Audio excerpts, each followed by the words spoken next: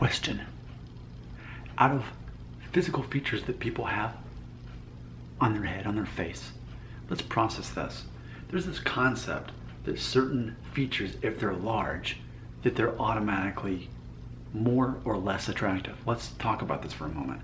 I recently made a video outing myself as a guy who has, quote, Semitic lips, as so many people regularly point out in the comment section. People who have never watched one of my videos, but they'll in passing leave a comment saying that I have Semitic lips.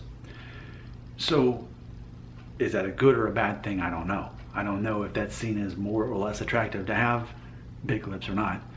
But I did recently see the video or the movie called, with Lady Gaga and Bradley Cooper, A Star Is Born. I recently saw that, and a part of the whole shtick of the movie is that Lady Gaga, being an Italian American, she was saying that her nose was too big for her to have a career in music, but then the guy she falls in love with likes her nose as it is, saying it's the perfect size. And I've made a video like this recently, well, about it last summer, where a girl who had left a comment saying that she thinks that she's ugly because her nose is too big, in which I pointed out that's all relative. It's relative what is a big nose. It's relative whether that's attractive or not. I personally think larger noses are attractive on people. Not that I have the biggest nose, but I guess it's one of those things that probably in certain ways you're more attracted to people that have similar traits as you in some ways, not 100%, but in some ways. That's kind of what happens. So it's interesting because I think large noses are actually attractive. That's what I think. And there are certain ethnic backgrounds that are known for having bigger noses.